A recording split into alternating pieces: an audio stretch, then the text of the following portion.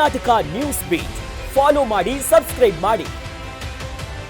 ಈಗ ಸಾರಿಗೆ ನೌಕರರೆಲ್ಲ ರಾಜ್ಯ ಸರ್ಕಾರದ ವಿರುದ್ಧ ಮತ್ತೆ ಸಿಡಿದೆದ್ದು ಬಿಟ್ಟಿದ್ದಾರೆ. ಯಾಕಂತಂದ್ರೆ ಅವರ ಬೇಡಿಕೆ ಇದ್ದಿದ್ದು ಸಾರಿಗೆ ನೌಕರು 25% ವೇತನ ಹೆಚ್ಚಳಕ್ಕೆ ಹಿಂದೆಯಿಂದಲೂ ಕೂಡ ಬೇಡಿಕೆ ಇಟ್ಟಿದ್ರು. ಆದ್ರೆ ನಮ್ಮ ರಾಜ್ಯ ಸರ್ಕಾರ ಈಗ 12.5% ವೇತನ ಪರಿಷ್ಕರಣೆ ಮತ್ತು 38 ತಿಂಗಳಿಗೆ ಬದಲಿಗೆ 26 ತಿಂಗಳಿಗೆ ಹಿಂಬಾಕಿ ವೇತನ ಪಾವತಿಗೆ ಆದೇಶವನ್ನು ಹೊರಡಿಸಿಬಿಟ್ಟಿದ್ದಾರೆ. ಅವರು ಕೇಳಿದ್ದು 38 ತಿಂಗಳು, ಆದರೆ ಸರ್ಕಾರ ಈಗ ಗ್ರೀನ್ ಸಿಗ್ನಲ್ ಕೊಟ್ಟಿರೋದು 26 ತಿಂಗಳಿಗೆ. ಜೊತೆಯಲ್ಲಿ ಮೇ 20ರಂದು ಬೆಳಿಗ್ಗೆ 6ರಿಂದಲೇ 4 ನಿಗಮಗಳ ನೌಕರರು ಕೆಲಸಕ್ಕೆ ಬಾರದೆ ಮನೆಯಲ್ಲಿದ್ದು ಸರ್ಕಾರದ ಈ ತೀರ್ಮಾನಕ್ಕೆ ನಾವು ಒಪ್ಪೋದೇ ಇಲ್ಲ, ನಾವು ಪ್ರತಿಭಟನೆಯನ್ನ ಮಾಡ್ತೀವಿ, ಮನೆಯಲ್ಲೇ ಇರ್ತೀವಿ, ಬಸ್ ಬೀದಿಗೆ ಇಳಿಯೋದಿಲ್ಲ ಅಂತ ಈಗ ಹೋರಾಟದ ಎಚ್ಚರಿಕೆಯನ್ನ ಕೊಟ್ಟಿದ್ದಾರೆ. ಹಾಗಾಗಿ ಮೇ 20ನೇ ತಾರೀಕಿನಂದು ಬಸ್ ರಸ್ತೆ ಇಳಿಯುತ್ತಾ ಇಲ್ವಾ ಅನ್ನುವಂತ ಪ್ರಶ್ನೆಗಳು ಕಾಡ್ತಿದೆ. ಇದಕ್ಕೆ ಸಂಬಂಧಪಟ್ಟಂತೆ ಒಂದಷ್ಟು ಜನ ಮಾತನಾಡಿದ್ದಾರೆ, ನೋಡ್ಬರೋಣ. ಕಳೆದ ಬಿಜೆಪಿ ಸರ್ಕಾರ 15% ಮಾಡಿತ್ತು, ಇವಾಗ ಇವರು 12.5 ಮಾಡ್ತೀವಿ ಅಂತ ಕುಂತಾರೆ. ನಮ್ಮ ಶಾಲಾ ಮಕ್ಕಳಿಗೆ ನಮ್ಮ ಭವಿಷ್ಯಗಳು, ಕುಟುಂಬ ಕಾರ್ಮಿಕರ ಜೀವನ ಕಂಗಾಲಾಗಿದೆ. ಮನೆ ಬಾಡಿಗೆ, ಬೆಲೆ ಏರಿಕೆ, ಇದೆಲ್ಲ ಸಲುವಾಗಿ 15ರಿಂದ 20 ಮಾಡಿ. ಏನಾಗಲ್ಲ, ನಾವು ನಿಮ್ಮ ಒಂದು ಗ್ಯಾರಂಟಿನ ಸಾಕಾರಗೊಳಿಸಿವಲ್ಲ ಶಕ್ತಿ ಯೋಜನೆನ. ನಾವು ಬಸ್ಗಳು, ಕಂಡಕ್ಟ್ರು, ಡ್ರೈವರು, ಮನೆ ಮಠ ಕುಟುಂಬ ರಕ್ಷಣೆ ಇಲ್ಲದೇನೆ ಬಸ್ಸಲ್ಲೇ ಮಲಗ್ತೀವಿ. ನಮ್ಮ ರಕ್ಷಣೆ ನಿಮ್ಮ ಕಡೆಯಿಂದ ಸಿಗಬೇಕು. ಇದೆಲ್ಲ 20ನೇ ತಾರೀಕು ಪ್ರೊಟೆಸ್ಟ್ ಇದೆ. ಸರ್ಕಾರದಿಂದ ನ್ಯಾಯನ ಕೇಳ್ತಾ ಇದೀವಿ. ನ್ಯಾಯವಾಗಿ ಒಲಿಸ್ಕೊಡ್ರಿ. ಶಾಂತಿಯುತವಾಗಿ ಪ್ರತಿಭಟನೆ ಮಾಡಿದ್ರೆ ಸಭೆ ಕರೆದು ಒಂದು ಸಂಧಾನ ಸಭೆ ಕರೆದು ನ್ಯಾಯ. ಎಲ್ಲ ಬೆಲೆಗಳ ವಸ್ತುಗಳ ಬೆಲೆ ಜಾಸ್ತಿ ಆಗಿದೆ. ಹಾಗಾಗಿ ನಾವು ಹಗಲು ರಾತ್ರಿ ಕಷ್ಟಪಟ್ಟು ನಿದ್ದೆಗೆಟ್ಟು ದುಡಿತಾ ಇದೀವಿ. ಹಾಗಾಗಿ ನಮಗೂ ಕೂಡ ಎಲ್ಲ ರೀತಿ ಸಮಾನಾಂತರವಾಗಿ ಈಕ್ವಲ್ ಪೇಮೆಂಟ್ ಕೊಡ್ಲಿ ಅಂತ ಕೇಳ್ಕೊತಾ ಇದೀವಿ.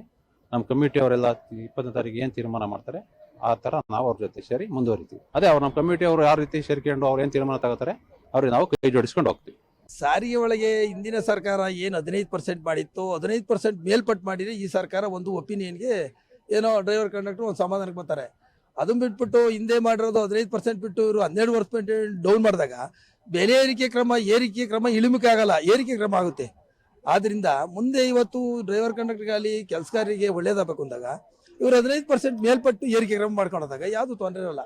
ಎಲ್ಲರೂ ಒಂದು ಸಮಾನ ರೀತಿ ಒಳಗೆ ಸಮಾಧಾನ ಆಗ್ತದೆ, ಗಾಡಿನೂ ಓಡ್ತವೆ, ಎಲ್ಲರೂ ಒಂದು ಸ್ಥಿತಿ ಬರ್ತದೆ. ನೀವು 15% 12ವರಿಂದ 15% ಮಾಡ್ತೀವಿ ಅಂತ ಹೇಳಿ ನೀವು 15% ಬಿಟ್ಬಿಟ್ಟು 12.5% ಮಾಡ್ಕೊಂಡಾಗ ಮುಂದಿನ ಜನ ನೀವೇನು ಹೇಳಿದ್ರೆ 15% ಮಾಡ್ತೀರಾ, 15%ಗೆ ಅವರು ಹಿಂದೆ ಬಿಜೆಪಿ ಸರ್ಕಾರ 15% ಮಾಡಿತ್ತಲ್ಲ, ಅದು ತಕ್ಕನ ನೀವು 2.5% ಸೇರಿಸಿ ಒಂದು 17.5% ಮಾಡಿದ್ರೆ ಒಂದು ಸಮಾಧಾನವಾಗಿ ಎಲ್ಲ ಗಾಡಿ ಬರ್ತವೆ.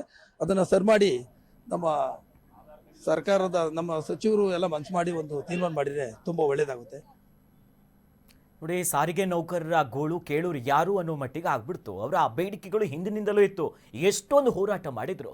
ಈ ಬಾರಿ ಏನು ಕೇಳಿದ್ರೆ ಅವರ ದೊಕ್ಕರಲ ಕೂಗಿರೋದು ಒಂದೇ, ನಮಗೆ ಒಂದು ಸ್ಟ್ಯಾಂಡರ್ಡ್ ಆಗಿ ಈ ಹಿಂದೆ 15% ವೇತನ ಹೆಚ್ಚಳಕ್ಕೆ ಒಂದು ಗ್ರೀನ್ ಸಿಗ್ನಲ್ ಕೊಟ್ಟಿದ್ರು.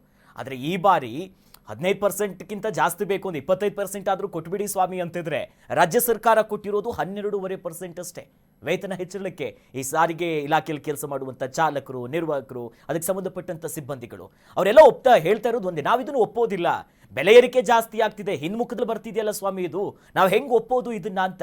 ಮತ್ತೊಂದು ಕಡೆಯಲ್ಲಿ ಈಗಾಗಲೇ ಹಿಂದಿನಿಂದಲ ಬೇಡಿಕೆ ಇದ್ದಿದ್ದೆಷ್ಟು 38 ತಿಂಗಳ ಬದಲಿಗೆ ಈ ಬಾರಿ 26 ತಿಂಗಳ ಹಿಂಬಾಕಿ ವೇತನಕ್ಕೆ ಆದೇಶ ಕೊಟ್ಟಿದ್ದಾರೆ.